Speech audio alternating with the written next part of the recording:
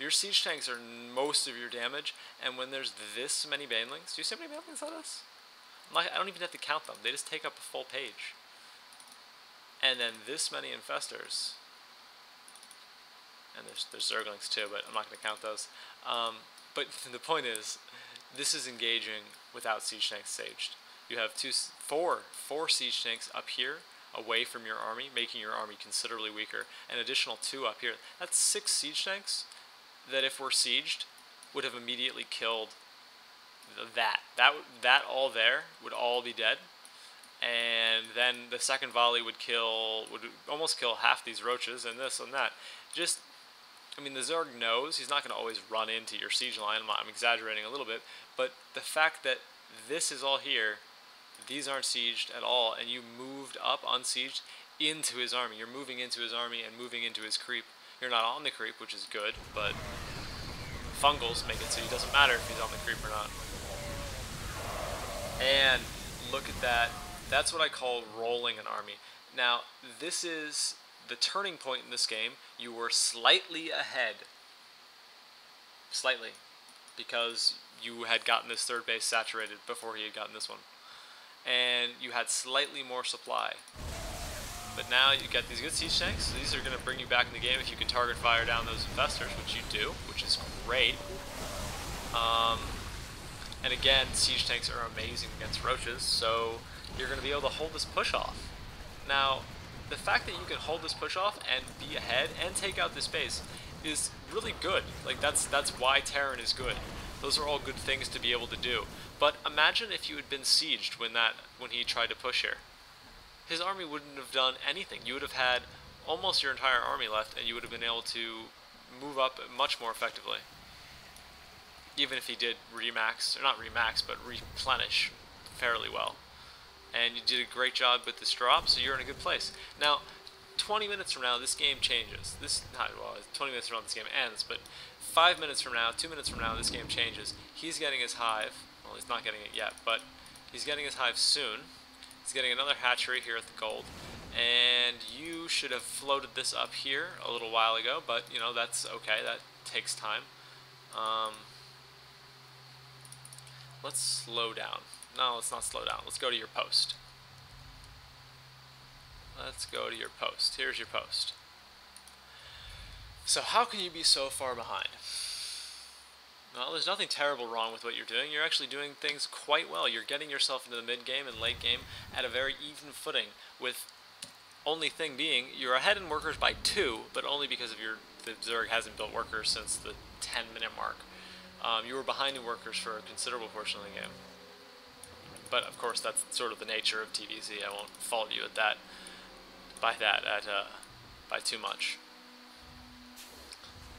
So you're ahead in economy, you know, and you could be up a base if you moved your orbital up, and get some transfer going.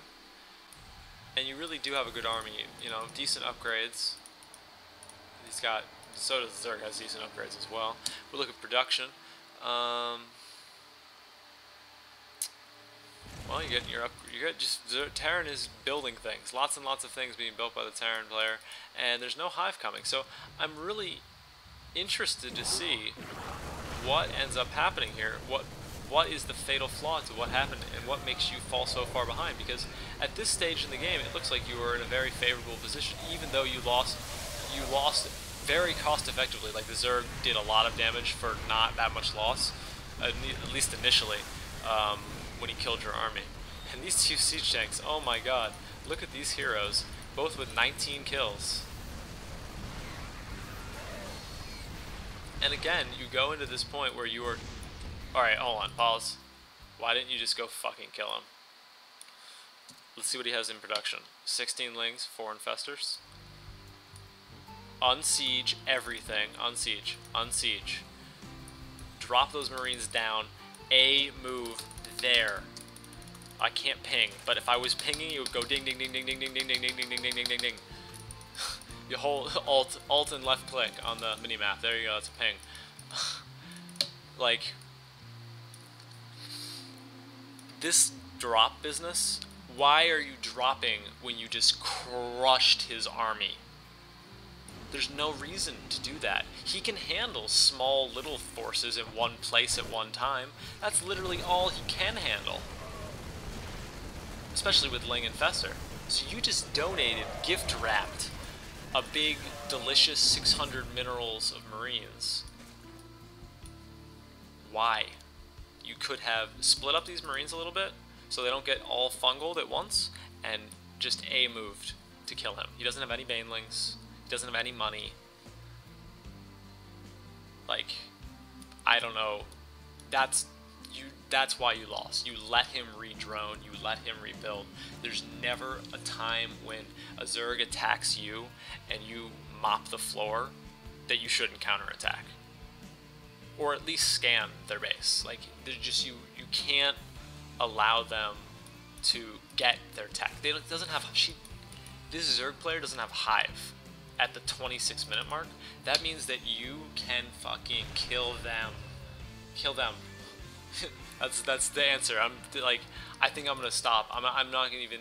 I mean, you know what? I won't stop. I'll look at how you did your response to the ghosts. I'll look at that. I will look at how you fared against Broodlords, because Broodlord micro is not the easiest thing in the world. But these ghosts are unnecessary. You have enough just sheer army. I mean, it's too late now. Like, if I pause it now, this is actually a pretty intimidating army now. This is pretty good against Marine tanks. Even though you have 3-2 upgrades, which is great. This is still pretty good against Marine tank, because you don't have that many tanks. You got some good amount, decent amount of tanks, but you never unsiege them and bring these ones back here, these defensive tanks. These have to come with your army, man. That's like a big part of your army. You can't always just leave these back here for defense. But if you'd pushed 4 minutes ago, you would have won. Hands down. I can't imagine him being able to hold that, especially if you got sieged up here with your 5 tanks that you had, those 5. If you had gotten that siege up, no way. But you let him get his Hive, you let him get his tech, you let him keep getting his upgrades. And there's really no reason for you to be turtling anymore. I don't know why. I mean, now at this point, the Zerg still has the presence on the map, mostly because of this troop spread. But you had a much larger army than he did about 5 minutes ago.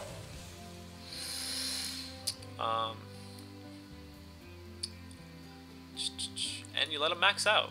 You really, that's what happened. You let him max out. Wow. All right. he got his Spire after his Hive finished. How hilarious is that? And if you're going to turtle like this, if you're going to sit back passively, you need to have these 2 bases. Both of these bases need to be yours if you're going to sit back passively like this. Because you got this base a while ago, man.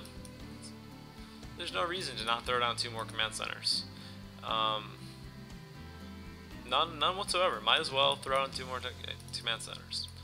Perfectly reasonable decision and thing to do.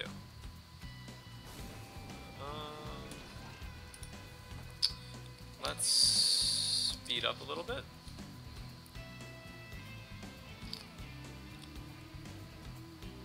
Late game Zerg in general. You do need Vikings versus Broods. Ghosts are good, but you still need Vikings. The Ghosts are almost... I almost want to say that the Ghost's first function should be the EMPing of the Infestors, because your Marines will be able to actually deal with Broodlords alright, if they're 3-3 anyway. And he doesn't have any air upgrades, so the armor on the Broodlords will be relatively low, so your Marines will do good damage to them. And man, you have him beat in upgrades, you have him beat in a lot of things, but you don't have him beat in bases. I mean, you just took out this base with this nice drop, that was good, but, like, the amount of effort it took to do this drop could have had you 2 more bases, and then up in this base, you build, like, 10 more barrackses, because you need to be able to remax later. Like, you just don't have enough barrackses. This is where you start gearing up your production.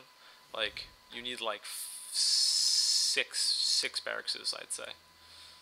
Easily 6 barracks with all with reactors additional, as well as if you're going to go with ghosts, get a few more barracks with tech labs. Actually, no, you have enough with tech labs. You need more with reactors. And again, if you had taken these 2 bases already, you would know you would not have let him do that. And you probably would have been in a better position to move up to this point at some point. Or back when you... Well, that was 10 minutes ago now. And you just let him get... You just wait and wait and wait and turtle. Why? I don't understand. You know, the one time you moved up, your whole army just got flattened right here. But that's because you didn't think about where his army was when you moved up, right? So... Oh man, beautiful. Cloak and snipe, kill, like that was great. That was very nice. Oh, but no, fungal. Oh no, fungal. Oh god. Oh, that scared me. Oh shit. Didn't want. That would have been brutal. All of those ghosts under one fungal. They would just be dunzo. Dunzo. Oh my. This is just embarrassing. I'm sorry, man. I hate the little zerglings. Screw you up, dude. Alright, yeah, you did fine. I mean, honestly, you've got a lot of good decision making that you've been making. You've been making good decision making, that's what I just said.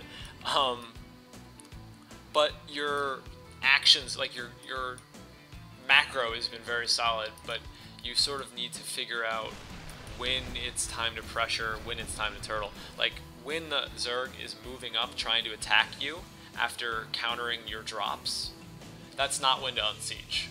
When the Zerg is back dealing with drops, back in their base, that's the time to unsiege and move up.